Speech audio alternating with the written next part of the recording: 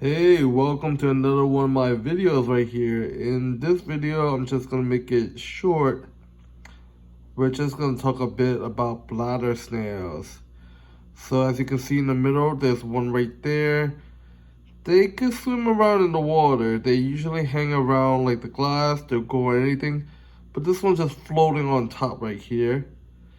So bladder snails can reproduce on their own asexually. They also do mate with other bladder snails. And I'll show you this jar I have over here, which has some bladder snail eggs. So they lay their eggs on like the surface above the water. Right there, you can see it is like little microscopic. So those little things right there are the eggs of the bladder snails. They're all around the jar, but like they're a little like jelly-like. You put it in the water, it'll come out, it'll still be there. So they just stick to anything once they lay their eggs. And this little jar right here will eventually have a lot of bladder snails. They'll have the plants to eat in. I basically put like 2 bladder snails in there, and they'll just mate, and then they'll make a lot of eggs. Most people consider them bladder snails to be like pests because they do breed and they make a lot of babies. They're also hard to like get rid of. Some people use like loaches, or I use crayfish to try to eat some of the bladder snails. They'll wipe out if you mix them with mystery snails or ramhorn snails. They'll completely wipe out the mystery snails, ramhorn snails.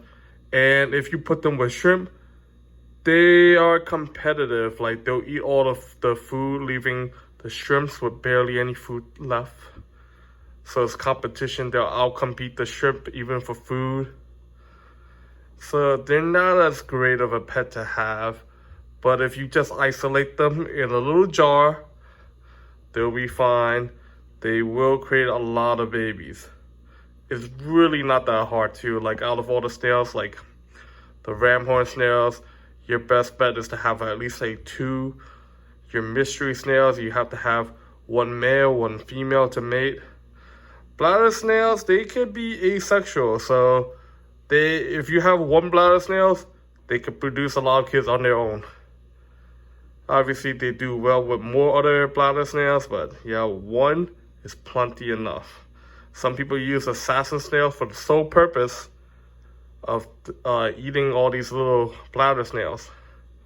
So yeah, bladder snails are considered pests in most of the aquarium world, but you know, I just have some just for fun.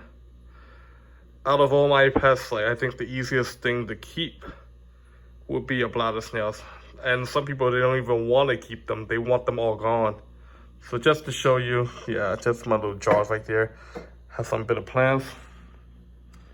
All right, hope you enjoyed the video and, you know, you learn a bit about the bladder snails.